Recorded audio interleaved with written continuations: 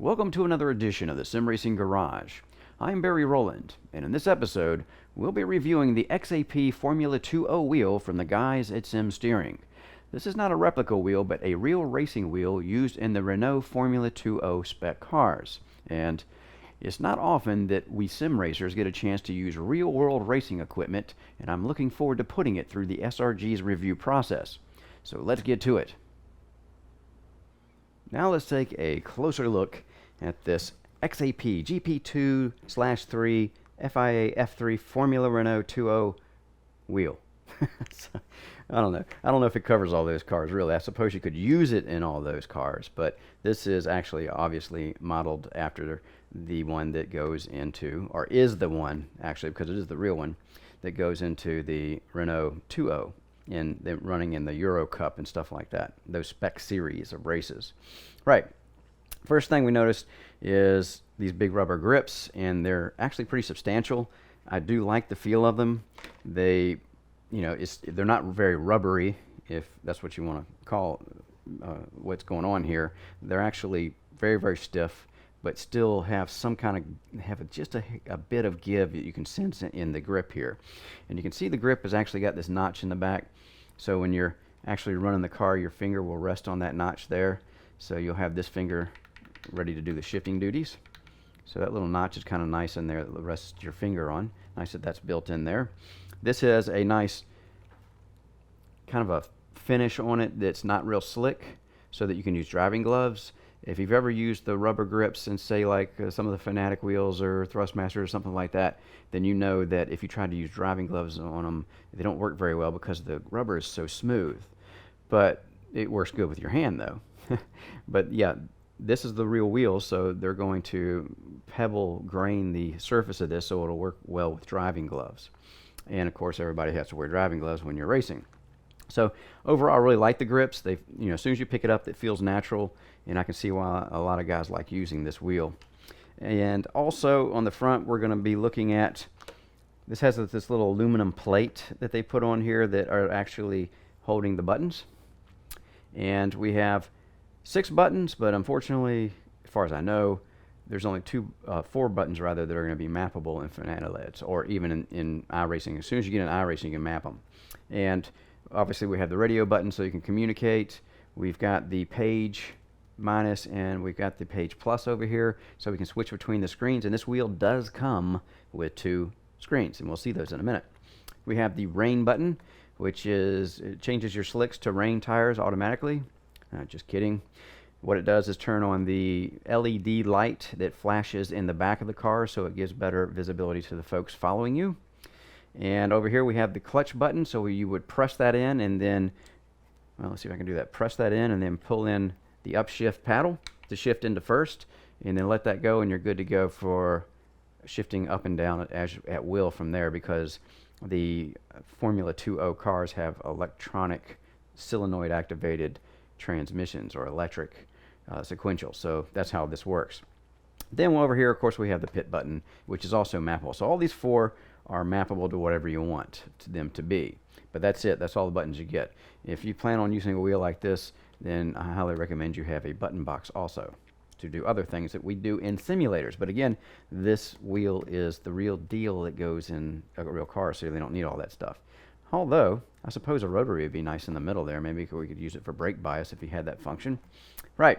We have a 3-inch 400 by 240 LED screen here. Now this is a TFT, this state-of-the-art stuff that's supposed to be anti-glare type of screen, or glare resistant, if you will.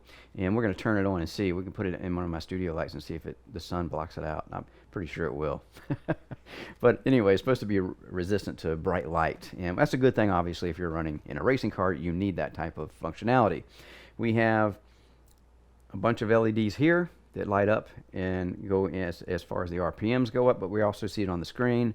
We have 2 on each side LED sections that actually have 3 little LEDs in each one of these that change from white to red to blue, so you can do different colors for different functions on your wheel, if that's what you want to do.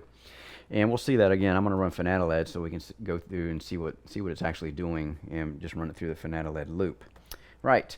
Very nice 5mm carbon fiber frame here. Very tough stuff. You just, as soon as you pick it up and feel it, it's like, it almost feels like steel. And I like the matte finish on this instead of the high gloss finish. You know, this is a purpose-built type of wheel here that's made to go to war. So yeah, no fancy finishes on this, which actually I kind of like. Right. Let's look around the back. We got this nice aluminum housing attaching everything to the back. And you can see it says XAP there, and there's our serial number, number 910 of this type of wheel that they're making. And obviously we see a couple of shifter paddles, and we have our clutch paddles. Now, the clutch paddles actually work in iRacing, and for the Renault Formula 2.0 car, I actually was driving that, and it actually works. The bite point's right, and then, yeah, right out of the box it works, which is a good thing because for other games you have to adjust this in DI view for your bite point, and yeah, you just have to adjust it in there to make it work. There's really, as far as I know, no other way to do that. But in iRacing it works out of the box, which is a good thing if you're a Formula 2.0 driver and use iRacing as your simulation of choice for different tracks. It'll work out of the box, no worries, because remember, iRacing only uses the raw output that these controllers are putting out and won't use DI view. Right. So also these shifters, let's take a look at what they're doing. Of course, all this is spring loaded, nice carbon fiber here. Everything is just, you know, built bulletproof, if you will. Now note here, this is not a magnetic shifter. Kind of sounds like one though, doesn't it? So actually what they are is they have these springs in it, and I'm not sure, you know, it comes from the factory with this particular spring in it, so I'm not sure they're going to be adjustable. Let me get a little close here, and I'll actually, let's see which one we want to use. Let's use this one. There we go. And I'll actually just, whoop, get a straight berry. There we go. So you can see this is actually the sensor, right? And there's a magnet up here. You can see my little metal things hanging to it. Pops it up. And the magnet gets close enough to signal the shift, obviously. Pretty simple. And we have a spring in here that gives us the tension. And we also have a set screw in there that actually bumps into the back of the aluminum case to act as the stop for the shifter. Nice metallic sound though. And you know, I do like my magnetic shifters. Actually, I love my magnetic shifters. But, and when I first saw this, I said, oh no, not just a spring paddle shifter. Come on, really? But it really feels good. I'm shocked at how good this feels. It must be because everything is so stiff here. This aluminum lever is not a carbon fiber lever. The carbon fiber lever is on the top, but underneath it's all stiff aluminum. And so I'm thinking that gives it that tactile feel that makes it acceptable if you're used to using a magnetic shifter, because a tactile feel on a magnetic shifter is, you know, something to behold if you've never used one rather. So this sensor here, everything is adjustable in DI view, so in iRacing it is what it is, and it works fine though. There's no issues. I've been running this for a while, and yeah, there's no issues with that. But this is the sensor that actually picks up the magnetic field down here. And at first I thought maybe you could adjust that sensor depth and change the, you know, where the actual activation of the shift happens, but I don't think so. It's just going to be tunable in DI view. But we're going to take a peek inside, obviously, so maybe we can see something more when we get there. So there's the shifter, and the clutch is the same type of deal. It is, let's see, we use this one right here. And it has the same sensor right there. And also it has the spring right here. You guys can see that.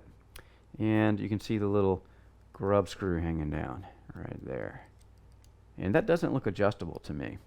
It's just already set, factory set, and maybe that's because this is for a spec car. I don't know, but it is the way it is there. Also, if you'll notice on these shifters, these carbon fiber bits, these metal, I don't know if these are aluminum. I'm pretty sure this is aluminum on these arms, but you can see it's all milled out. See how that shifter paddle here is actually fitting down into this metal piece here? So it's all precisely milled out to match these carbon fiber bit. Same thing up here with the shifters for the top. It's all milled out down here so they sit down inside of it. So yeah, again, a lot of attention to detail on this kind of wheel, which we would expect at these price points for these kind of things. Right. What else we want to see back here? Well, we've got a cable gable on the bottom that will keep everything from putting too much stress on the wheel if it takes off and gets crazy on us. in a crash or whatever, and it seems to be pretty tight, but I've actually checked that with a wrench just to make sure before I drove it because I didn't want anything to happen to it. Now, we also have a quick release on here, and this is the Go Race Engineering quick release, and it's a nice quick release actually.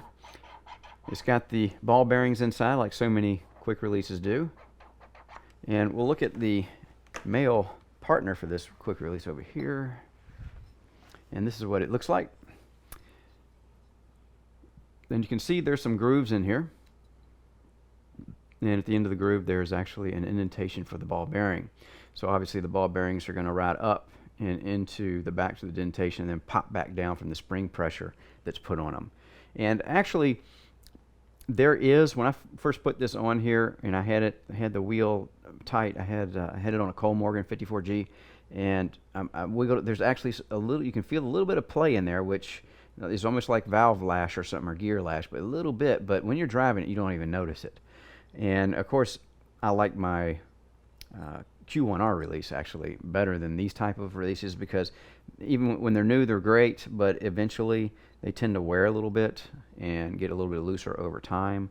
But right now this is very tight, and even the little bit of lash that I can feel, when you're driving obviously you're not going to notice it at all. It's not even there. Only thing is it's kind of a funky back on this. See how it's raised up? If you don't have the right type of mating surface on the other side to bolt this to the hub on your wheel, and I have one, my 4-inch extension has a big hollow piece in it, obviously because it's a tube, and this will fit in there no problem, and we'll see that once I have it mounted. But yeah, if you just have a flat plate that you're going to be mounting this to, then you're going to have to get some spacers to space this out. Not sure why it's made that way, but yeah, I mean, it's, you know, race car world, who knows, and why they didn't just make it a flat piece, but for whatever reasons it is what it is. And just remember that if you ever get these types of quick releases, you are going to have some kind of a spacer in there if you have a flat surface that you're trying to mate this to on your motor. Right. Other than that, a very nice piece. Very, of course, you know, race spec stuff, very well engineered. Yeah, Go Race makes some really great stuff, no doubt about it. And it's, like I said, I just love the machining on this kind of gear. I just love it. And of course the countersunk, little details like the countersunk holes here, so we can put flat head screws so they'll be nice and flat all the way around, and we'll see that again once we get it mounted. Oh, wow, almost dropped it and chipped the paint. I don't want to do that. So obviously this is just going to fit in here like this, and when you first start it you have to have this open. So I guess the best way to demonstrate this is to put it over here, and then we'll just go ahead and pull our quick release open, put it down on top of it, and there we have it. I think it's all the way down. Oh, there it goes. I just twisted a little bit and it popped in. And there it is. Actually, I kind of like this. I like the gold color there, and the holes in it and stuff like that. It's really a good looking quick release, I think. I don't know. I just like stuff like that, man. It's just different color contrast. Could have been all black, and I still probably would have liked it. But yeah, that gold, I think, sets it off a little bit. Now, on the back of this wheel, you can use whatever quick release you want. But remember, this is the 50.83 bolt pattern. And I actually have one of those in a Q1R that I could actually put that on here if I wanted to. But we're just going to run it with what it came with. Right. Now, let's go ahead real quick, and we've got to see how this thing is running. What this the display looks like. I think I have this running already. Yep, there it goes. Cool. All right, so we got Fanatilads running this thing, and you can see that it's a very bright display. It's very clear too. I just don't know how well the video is going to be able to convey this or transfer it to you, but you can see the different colors in the little LEDs up here. Each one of them is okay, it's not white, it's the green, blue, and red. Green, blue, and red on each one of these individual ones. So we actually have 4 of them up here. We have 2 over here and 2 over here. And of course we have the RPM things that go up here. We have the graphic RPM. I'm going to change use this one. Change the screen, and there's the other screen, and it has some stuff in it, like you can read that. It has front and rear brake pressures, I believe. And then over here underneath that, it's going to be the wheel temps, or excuse me, water temp, wheel temp. Water temp, and we have brake bias bar on the bottom. It'll indicate how much brake bias we have dialed in or not. So let's go back to the other screen, which is the screen I use to run with. And it has the usual stuff in it. It has the speed, lap, let's see, oil temp, RPM, last lap, some basic information there. So we can see it's very bright. Is it sun resistant? I don't know. We're going up. Oh, I can't see it anymore. So if the sun is directly behind us and shining on this display, well, we're not going to know what we're doing. But you know what? Probably in real life, that's pretty bright light up there, and it's shining directly on it. In real life racing, you probably very rarely will run into that situation. Right. So there it is. Isn't it cool? Don't you love all these colors? All right. Look, actually, it is pretty cool. I have it set so these side indicators blink blue at the shift point. So it really, out of the peripheral vision of your eye when you're driving this wheel, it looks pretty cool, actually. Pretty darn cool. So yeah, there we go. There you have it. And we are going to go ahead and unplug it and just take some of the screws out and see if we can take this apart without ruining it. And just see what's inside, basically, as we always do. So we'll get to that next. All right, now let's crack this puppy open and take a look inside. Let's see what the electronics are looking like. Oh, by the way, before I do that, if you noticed, there's just a regular USB connection on this particular wheel that I got, and you can order this with any connection you want. And Lumberg is the ones I like to use. I use a 5-pin, but they actually have in their shop a 4-pin that looks like this that you can order, and I just happen to have one of these already. So it's a 4-pin versus the 5-pin that I use on my wheels, and that's why obviously I don't have it attached to anything. But there's different Lumberg connectors you can order on your wheel, so you can connect it directly to whatever you want to. So yeah, the DIN type of connectors are what we're using in the race cars, obviously. So, but for my purposes, the USB will work. Right. So let's go ahead. There's only 4 screws here that need to come off to pull the top off, and we're going to be very careful when we do this, obviously. Don't want to ruin anything in this wheel. I'm going to take the bottom off first. These are 3mm screws, and they're flatheads. It'll sit there for me. And it is an M5 thread, and you can see they have the hardness rating on these screws on the top, these little flatheads. I don't know if you guys can see that or how well you will be able to see that. Anyways, that's the hardness rating. I'm sure it's pretty high being used in a racing situation. So we'll take the bottom ones off first. So I always do that. It's just habit. 2 more. And actually what I'm going to do is, it feels like it's getting loose, so I'm going to do it this way so that it doesn't slide down and scratch something inside her. Just trying to be real careful here. As we should always be careful when we're taking anything apart that's going to have obviously wires and things hanging from it. Alright, so there's our 4 screws out. Yeah, see this front of this plate is just already falling off, so yeah, that's why I want to do that. I thought that might happen. Alright, so let's take a look at what we have here. I'm going to hold it by the quick release end here underneath and see if I can get it to where you guys can see what's going on here. Alright, first off we can see there is a circuit board, and the buttons on the front plate are actually soldered to this circuit board. And also all of the buttons, or rather not the buttons, but the circuit board has all these plugs, these Molex plugs on it. So obviously that means that it's very easy to take them off and work on this wheel, do the repairs we need to do, and get back out on the track. Of course, I guess you wouldn't do that during a race, but it still makes it easier being a modular system like this to work on it. And yeah, I really like what I'm seeing. The ribbon cable obviously is going over to our LCD monitor. I'm going to flip this around. We can get a better look at it, I think, the other way. But the circuit board that this monitor, or rather screen, is mounted to is a Leo Bodner circuit board also, and I'm sure this one is. Let's see if I can read it anywhere. Yeah, I don't know if you guys can see that, but it's kind of upside down, but it says Leo Bodner on this top part of the circuit board. Right, so all Bodner electronics, very neatly done. I'm going to spin this around real quick so we can look at it the other way. I'm trying to be very careful not to mess anything up here. And also, what I'll do in this kind of wheel, because it has a display in it, before I put this back together, I'm going to take some compressed air and squirt it in there just to make sure there's no dust or anything on the screen when I seal it back up. It's just one of those things you do in electronics when you're messing with screens like this. All right, so there's another view of it, and a better look at the ribbon cable. And if you look down there, there's those LEDs that are going across the top there. Those are surface mount ones, very bright as we saw when we were actually using them. So they're not like bulbs, but they're surface mount. They're actually soldered to the circuit board. And also, if I can do this, yeah, okay. These LEDs down here, the ones we saw that we use for whatever we want to, that are the green, red, and blue, they're also surface mount little units. And I hope that you can guys see that well enough here on this shot. But yeah, just top class, top flight stuff. And of course, we wouldn't expect anything less from Leo Bodner's shop for sure. Right, so yeah, not much else to see here. A couple of circuit boards and the wires, so we'll just go ahead and leave it at that as far as a look inside. I like what I'm seeing, but you know what? I totally expected to see this, that this thing is just built like it should be and built for our use because it has the Leo Bodner USB type electronics in it.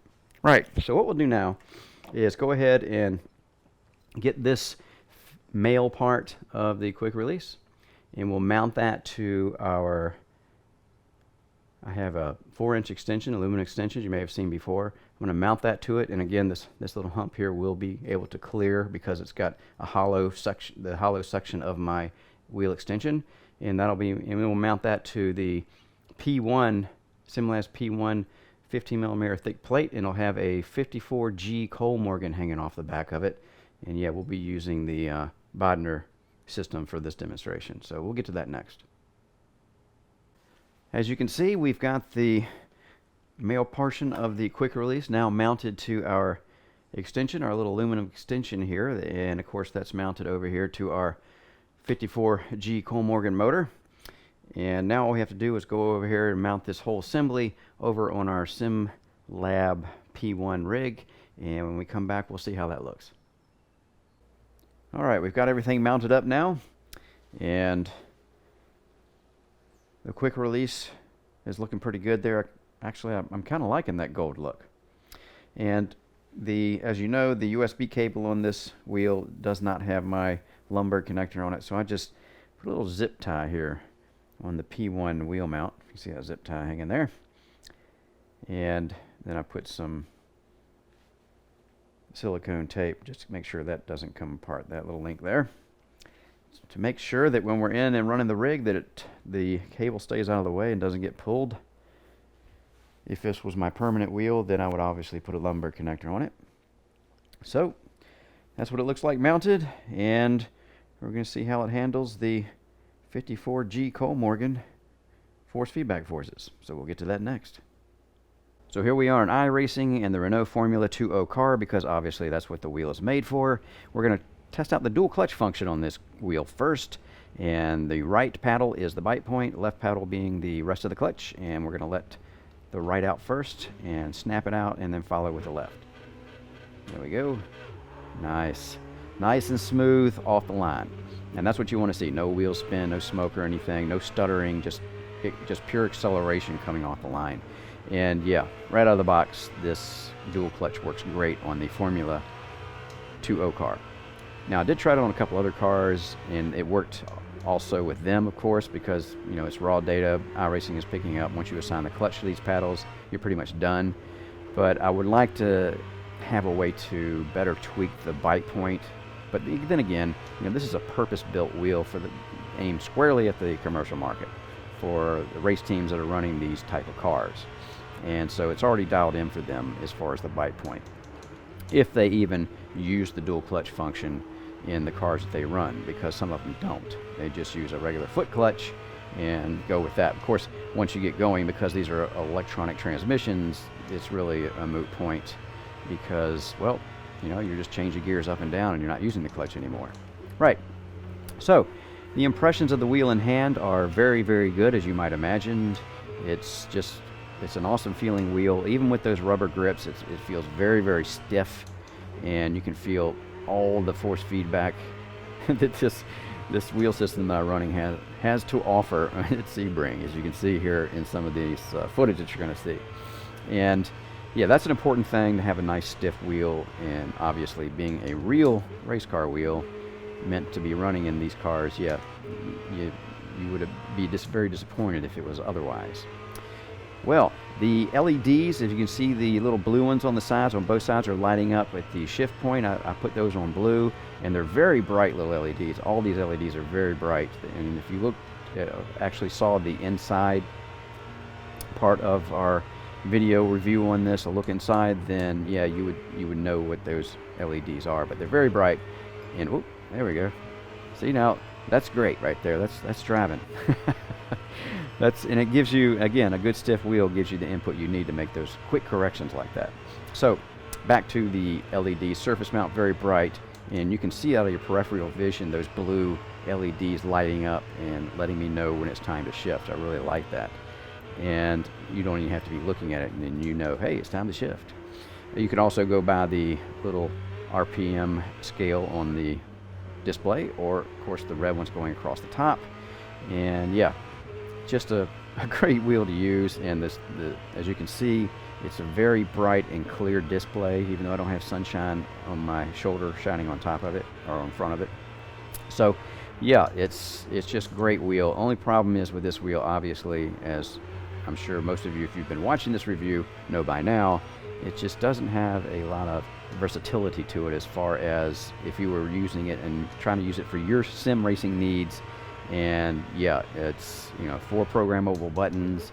Yeah, it's kind of limited at what we can do. But of course, I have a button box, as you can probably see down there on the left side every once in a while when my arm goes down low enough. And I use that for all of my black box stuff anyway, so it really didn't bug me personally, because I switch wheels and things, as you guys know, all the reviews I do, I switch things around so much that I've mapped everything over that button box. That way I don't have to keep remapping everything in a wheel, except for, like, you know, the restart of the pit button or something like that. But yeah, anyway, as you might imagine, at this price point, this is a fantastic, super built wheel. But again, this is not going to be for very many people in their sims, I think. So what we'll do next is just go ahead and let you guys finish out watching me drive some more on Sebring here, just another minute or two, and then we'll get to the final thoughts, or you can just skip right over to the final thoughts segment, and I'll see you over there.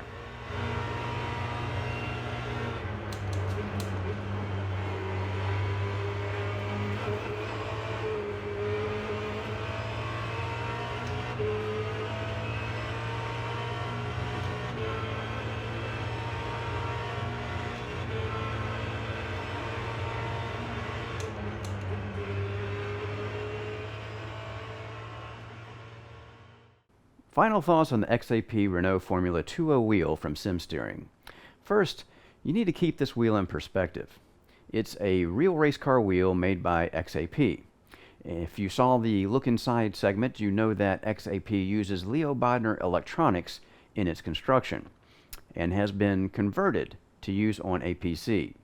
Normally, the wheel's electronics would be set up to run Motec or Cosworth, or something similar to that would be used in the real car.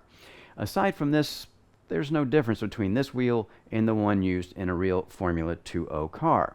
So it is targeted squarely at the commercial market, made for race teams to use for their simulators, or maybe a driver who runs a sim in his home. I mean, what could be better than to be able to practice and train with the exact wheel that you use when you're actually racing? And this is reflected in the price. At around $3,300, this wheel is not something that most of us sim racers would buy for our own use. And with basically 4 buttons that are programmable, it's very limited in its versatility. So again, not something most of us would be buying. But I have to say, I always wanted to get a chance to use this wheel since the first time I saw it. And when driving with it, you have a much clearer idea of what it feels like to be sitting in and driving a real Formula 2.0 car. And that's always a good thing in my book. I had a lot of fun using this wheel, and I'm sure that, well, any sim racer would. And I will miss it when it's gone. I'm Barry Rowland, and thanks again for watching the Sim Racing Garage. And don't forget to hit the subscribe button and visit our website at simracinggarage.com.